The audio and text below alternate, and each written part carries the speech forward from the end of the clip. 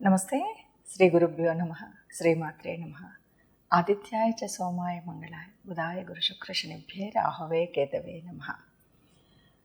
ప్రతి మాసంలో మనం చెప్పుకునేటువంటి గోచార ఫలితాలు, మరి అదేవిధంగా పక్ష ఫలాలు కూడా మనం చెప్పుకుంటూ ఉన్నాం.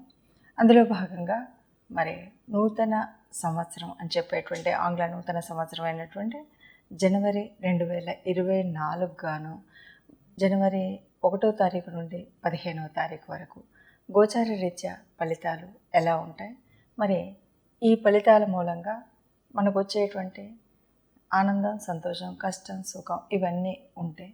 వీటిని కష్టాలు ఉన్నప్పుడు కానీ, ఏదైనా మనకు చెడు జరుగుతుంది అనేప్పుడు కానీ కొంత సుగమం చేసుకోవడం కోసం ముందుగా ఈ ఫలితాలను తెలుసుకోవాలి. మరి ఆ విధంగా తెలుసుకునేటప్పుడు అందరికీ అలాగ ఉంటుందా అంటే కొంతవరకు మనకి ఇది దాదాపు ఓన్లీ 30% అని చెప్పచ్చు. ఎందుకంటే జన్మజాతకంలో ఉన్నటువంటి గ్రహ పరిస్థితుల వల్ల ఉండేటువంటి కారణాలు వేరు, ఇప్పుడు వేరు. అయినా సరే గ్రహాల యొక్క స్థితిని బట్టి, యుతిని బట్టి, వాటి యొక్క దృష్టిలను బట్టి ఉండేటువంటి స్థితి ఎలా ఉంటుందో చూద్దాం. ఇప్పుడు మనం ఈ 15 రోజులకు గాను ఒక్కొక్కరి వారి ఉద్యోగ, వ్యాపార అదృష్టాలు ఎలా ఉంటాయి, కుటుంబంలో ఎలా ఉంటుంది, సంతానంలో ఎలా ఉంటుంది, లేదా ఓవరాల్గా వారికి ఈ 15 రోజుల కాలంలో రాబోయే మంచి చెడు ఈ విషయాలను తెలుసుకోవాలంటే ముందుగా గ్రహస్థితి ఎలా ఉందో చూడాలి. గ్రహస్థితి కనుక చూసినట్టయితే మేషంలో గురువు ఉన్నారు, కన్యలో కేతు, తదుపరి వృశ్చికంలో బుధ, శుక్రులు. అయితే బుధుడు 8వ తారీఖు మళ్ళీ మార్పు చెంది ధనుసులోకి వెళ్తాడు. ధనుసులో రవి, కుజులు ఉన్నారు. ఇక కుంభంలో శని, తర్వాత మీనంలో రాహు. ఇది గ్రహస్థితి.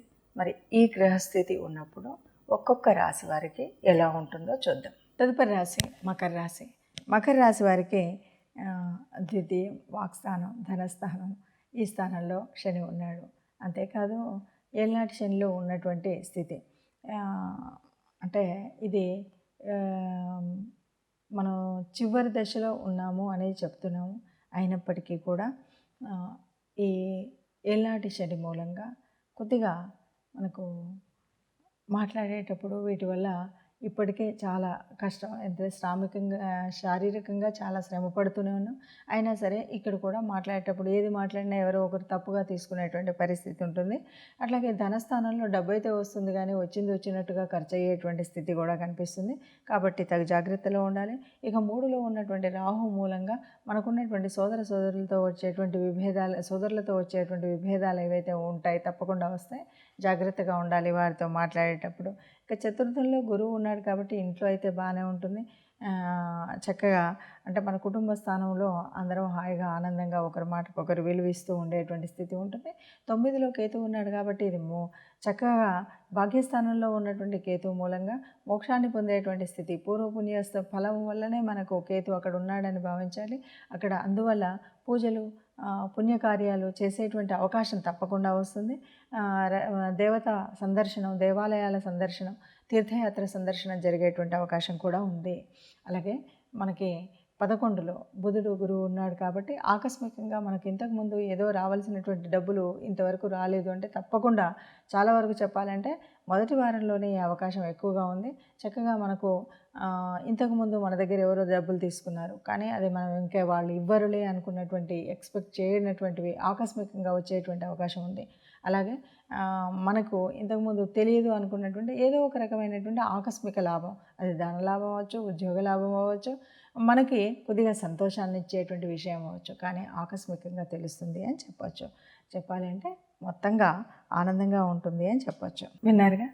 మరి ఇప్పుడు ఇలాంటి గ్రహస్థితి ఉన్నప్పుడు, గోచార పరిస్థితుల్లో ఇలా ఉన్నప్పుడు, మన జన్మజాతకంలో ఎలా ఉన్నప్పటికీ ఈ పైన కనిపిస్తున్నటువంటి ఇప్పుడు తిరుగుతున్నటువంటి గ్రహాల స్థితిగతిని బట్టి, గ్రహాల దృష్టిని బట్టి, గ్రహాల కలయికని బట్టి ఈ 15 రోజుల వరకు ఎవరికి ఎలా ఉంటుందో చూసాం.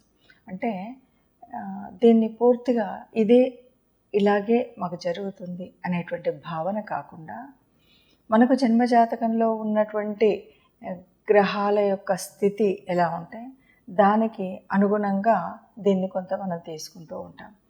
మనకు నిజంగా మన జాతకంలో ఉన్నటువంటి కలిసి వచ్చే యోగించే గ్రహాలు ఏవి ఉన్నాయి ఏంటి అన్నది కూడా కొంత పనిచేస్తుంది. కాబట్టి పూర్తిగా అయితే కాదు, కానీ కొంతవరకు ఈ గ్రహస్థితి ఇలా ఉన్నప్పుడు మనకి ఇలాంటి ఫలితాలు వస్తాయి అన్నది మాత్రం తెలుస్తుంది. ఏది ఏమన్నా గ్రహాలు ఇలా ఉన్నాయి కాబట్టి మనకు అంటే రాశిలో కానీ ద్వితీయంలో కానీ ఇంకెక్కడైనా సరే మనకు ఉన్నటువంటి భావాల్లో ఎక్కడెక్కడ ఉన్నప్పుడు ఏమేమి పరిహారాలు తీసుకుంటే బాగుంటుంది అని మనం తెలుసుకున్నప్పుడు కొద్దిగా ఆ పరిహారాల మూలంగా ఏదైనా మనకి కష్టం కొద్దిగా అంటే ప్రయాణ ఇబ్బందులు కానీ కొంచెం కొంచెంగా ఎక్కడైనా ఏదైనా అనిపించినా ఈ పరిహారాలతో మనకి ఆ చెడు ప్రభావం అనేది ఉండకుండా ఉంటుంది. అందువల్ల మనం అందరూ కూడా సుఖంగా ఉండాలని భావించేటువంటి భావనే అయినప్పటికీ గ్రహశాంతి అనేటువంటిది, ఎందుకంటే మనం గ్రహాల యొక్క అనుగ్రహం మన మీద ఉండాలి, దేవతల యొక్క అనుగ్రహం ఉండాలి. కాబట్టి తప్పనిసరిగా ఎవరైనా ఏదైనా తమ యొక్క ఇష్టదైవాన్ని ఇంటిలో వెలుపును నిత్యం ప్రార్థించినట్టయితే ఈ ఇబ్బందులు ఏవి ఉండవు. అందరం సుఖంగా ఉండాలి, అందరూ ఉండాలి, అందులో మనం ఉండాలని భావిస్తూ సర్వే జనా సుఖినో భవంతు.